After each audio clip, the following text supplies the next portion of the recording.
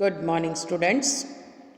आज हम हिंदी में नया पाठ शुरू करने जा रहे हैं। पाठ का नाम है न्याय और पाठ का नंबर है 6। ठीक है, आज इस पाठ के अंदर हम एक ऐसी घटना के बारे में पढ़ेंगे जिसमें एक व्यापारी है, वो अपनी सोने की मोहरें अपने दोस्त के घर रख के जाता है तेल के डिब्बे के अंदर। किस तरह से उसका दोस्त उन मोहरों को ले लेता है धोखे से और फिर किस तरह से उसको न्याय मिलता है, उसके बारे में हम पढ़ेंगे। ठीक है, तो स्टार्ट करते हैं आज का हमारा सेशन।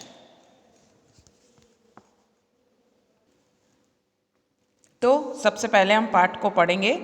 यहाँ पर जो इंस्ट्रक्शन है उसको पढ़ लेते हैं कि इस कहानी में चातुर्य की बात है, मतलब चतुराई की बात कही गई है। एक मित्र यात्रा पर जाते वक्त अपनी सोना मोहरें मित्र के यहाँ तेल के डिब्बे में छुपा के जाता है। यात्रा से वापस आने पर उसे अपनी मोहरें नहीं मिलती है। वह काजी से फरियाद करता है, काजी यानी वकील जो होता है ना वो।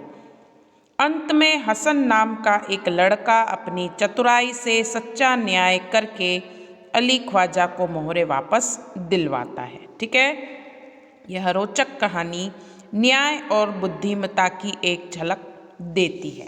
किस तरह से उस व्यापारी को न्याय मिलता है उसके बारे में इसमें बताया गया है। ठीक है, तो पुराने ज़माने में इराक की राजधानी बगदाद में एक व्यापारी रहता था। नाम था उसका अली ख्वाजा। ठीक है, एक व्यापारी था जो कि इराक की राजधानी बगदाद में रहता था और उसका नाम था अली ख्वाजा। व्यापार करते करते जब उसके पास 1000 सोने की मोहरें इकट्ठी हो गई तो उसने मक्का शरीफ की यात्रा का निश्चय किया। बहुत सारा पैसा इकट्ठा हो गया तो उसने सोचा कि चलो मैं यात्रा करके आता हूँ। चूंकि वह अकेला था, उसने अपनी जमा पूंजी अपने मित्र के यहाँ रखने का निश्चय किया। उसने सोचा कि जो पैसे इकट्ठे हुए हैं उनको मित्र के यहाँ रख दूं। यात्रा के खर्च के लिए उसने 500 मोहरें अलग रख ली। कितनी? 500 मोहरें अलग रख ली। फिर एक घड़े में बची हुई मोहरें डालकर तेल भर दिया। जितनी दूसरी मोहरें थी उसको क्या किया? तेल के उसमें डाल दिया डब्बे में। ठीक है, अली ख्वाजा पड़ोस में अपने मित्र वाजिद के घर गया। अब वो मोहरें लेके कहाँ गया? अपने दोस्त के घर, वाजिद के घर गया। उसको अपनी यात्रा के बारे में बताया और कहा, यह तेल का घड़ा मैं आपके घर रख कर जाना चाहता हूँ। क्या कर रख कर जाना चाहता हूँ? घर पे रख के जाना चाहता हूँ। मक्का से लौट कर ले लूँगा। जब मैं यात्रा करके आ जाऊँगा तो वापस तुमसे ले लूँगा। वाजिद ने अपने तहखाने की चाबी उसे देते हुए कहा कि आप अपना घड़ा तहखाने में रख आइए और जब आप लौटें तो उसी स्थान से ले लीजिए। अली ख्वाजा घड़ा रखकर यात्रा के लिए निकल गया। ठीक है, अब उसके मित्र ने उसको कह दिया कि तुम तहखाने में रख आओ और जब आओ तब खुद ही ले लेना उस स्थान से। और वो क्या किया? उसने घड़ा रखकर यात्रा पर निकल गया। अब एक दिन वाजिद के घर दावत थी, यानी कि पार्टी होती है ना, वो तरह तरह के पकवान बनाते हुए तेल खत्म हो गया। रात का समय था। वाजिद की बीवी अपना सिर खुजलाने लगी। मतलब अब तेल खत्म हो जाता है तो कैसे हम सोचते कि अब क्या करें, मेहमान घर पे हैं। तभी उसे अली ख्वाजा के तेल के घड़े की याद आई। उसने वाजिद से कहा, आप तहखाने में रखे तेल के घड़े से थोड़ा सा तेल निकाल लाइए। मतलब वहाँ पे वाजिद के घर में उसका दोस्त रख के गया था तेल का डब्बा। उसको तो पता ही नहीं था कि उसमें मोहरें हैं। तो उसने जैसे कहा उसकी बीवी ने कि आप तेल निकाल लाइए उस तहखाने में से जो घड़ा वो रख के गया है। तो इस समय बाजार तो बंद है, अभी आप तेल लेने कहाँ जाएंगे? कल सुबह बाजार से नया तेल लाकर घड़े में भर देंगे। ख्वाजा आज रात ही आकर तो तेल नहीं मांगेंगे। मतलब आपका दोस्त आज के आज तो आएगा नहीं। बीवी की बात सुनकर वाजिद तहखाने में गया। जब घड़े की सील खोलकर तेल निकालने लगा तब घड़े में से सिक्कों की आवाज़ आई। किसकी आवाज़ आई? सिक्कों की। सिक्कों की आवाज़ बहुत जल्दी आती है, जरा सा भी हिलता है ना तो।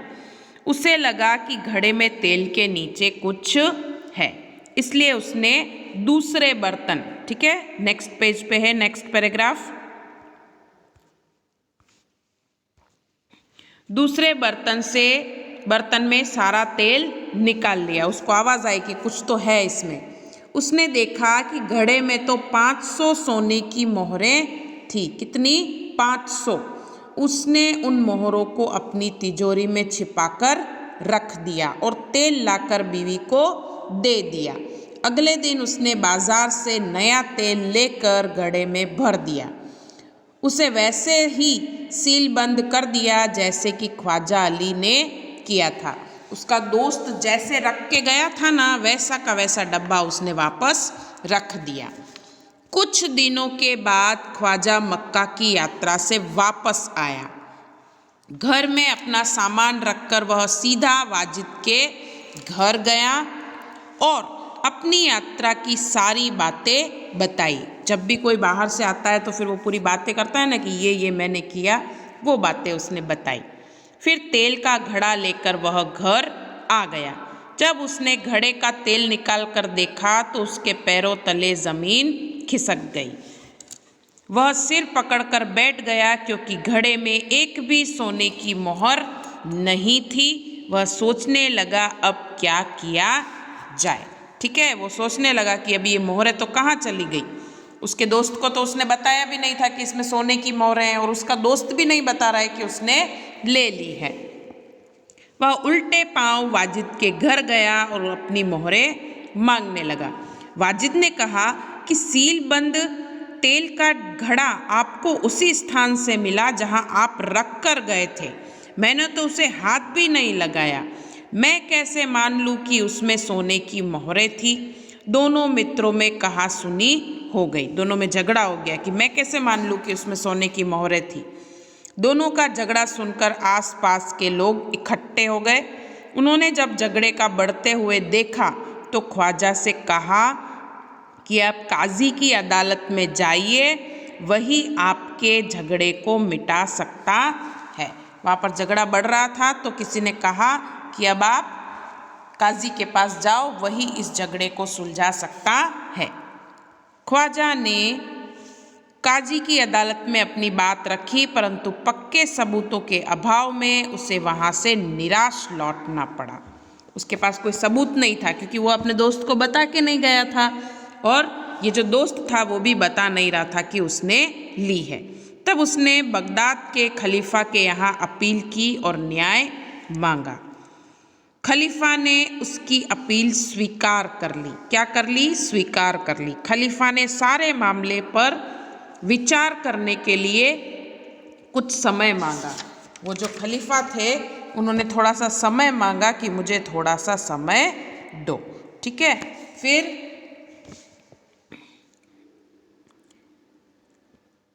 एक सप्ताह बाद का समय सुनवाई के लिए दिया गया। 1 वीक दिया गया।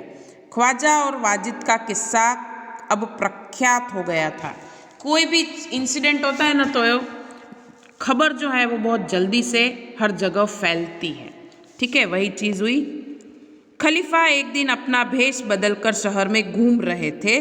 तभी उन्होंने कुछ लड़कों को न्यायालय का खेल खेलते हुए देखा। वो घूम रहे थे तो वहाँ पे कुछ लड़कों को देखा कि वो न्यायालय का खेल खेल रहे हैं। वह छिपकर उनका खेल देखने लगे।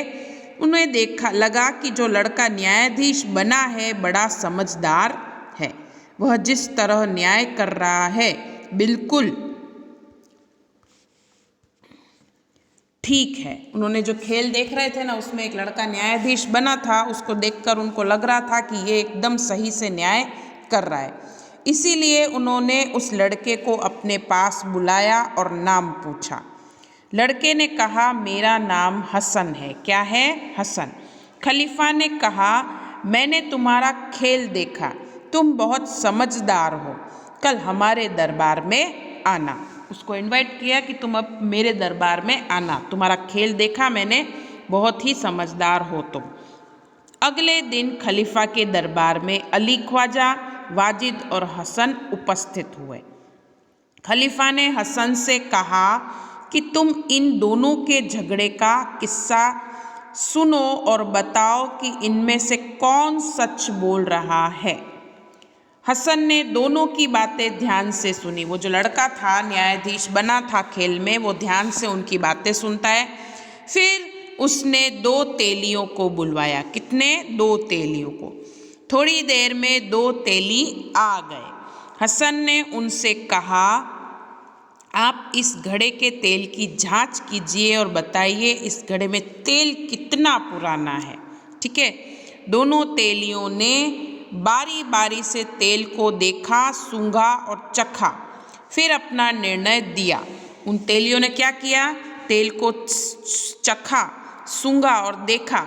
घड़े का तेल 2 महीने पुराना लगता है, इससे ज़्यादा नहीं, वे बोले। ठीक है, 2 महीने पुराना है तेल, इससे ज़्यादा पुराना नहीं है। तेलियों की बात सुनकर वाजिद तो घबरा गया।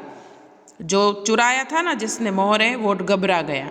अली ख्वाजा खुश होकर बोल पड़ा, हुजूर मैं तो 6 महीने पहले मक्का की यात्रा करने गया था। उसका दोस्त कब गया था? 6 महीने पहले। और तेल कितना था पुराना?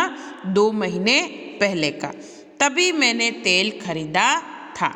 तेलियों और अली ख्वाजा की बात सुनकर सबको वास्तविकता का ज्ञान हो गया। ठीक है, दोनों की बात सुनी तो वास्तविकता का ज्ञान हो गया। खलीफा की न्याय के लिए सबूत मिल गया। खलीफा को क्या हुआ?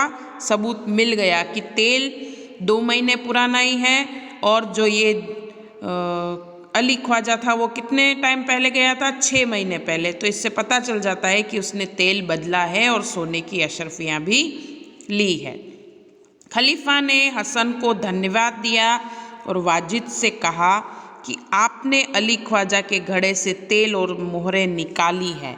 ठीक है, खलीफा उसको बोल रहा है जिन्होंने मोहरें निकाली ना उसको, तो आप उन्हें वापस कीजिए और चोरी और विश्वासघात के अपराध में सजा भुगतिए। खलीफा ने हसन को बहुत सारा पुरस्कार दिया। ठीक है, वो जो व्यक्ति था जिसने मोहरें चुराई थी उसको बोला है कि आप अपनी जो सज़ा है उसको भुगतिए, क्योंकि आपने चोरी भी की है और विश्वासघात भी किया है। ठीक है, तो आपको इसकी सज़ा तो भुगतनी पड़ेगी।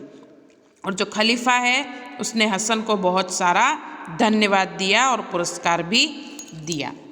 खलीफा के दरबार में उपस्थित सभी लोगों ने हसन की सूझबूझ और न्याय की बुरी बुरी प्रशंसा की।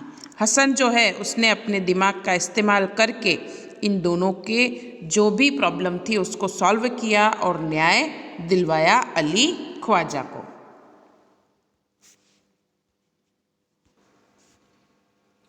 अब आपको मैंने पूरा पाठ भी पढ़ाया, अच्छे से समझा भी दिया है कैसे उसने चोरी की। एक दोस्त घूमने जा रहा है, यात्रा करने जा रहा है, अपने पैसों को संभालने के लिए उसके पास कोई ऑप्शन नहीं था तो दोस्त के घर रखे। किस तरह से दोस्त ने चोरी की और फिर किस तरह से जो दूसरा दोस्त है अली ख्वाजा उसको न्याय मिला, उसके बारे में इसमें बताया गया है। हसन की सूझबूझ की इसमें समझदारी की बात कही गई है कि किस तरह से उसने न्याय दिलवाया, वो सारी चीज़ें इसमें बताई गई है। तो आज के आपके होमवर्क के अंदर आपको इस चैप्टर को रीड करना है। क्या करना है? रीड करना है, कुछ भी लिखना नहीं है, सिर्फ और सिर्फ चैप्टर को रीड करना है। धन्यवाद।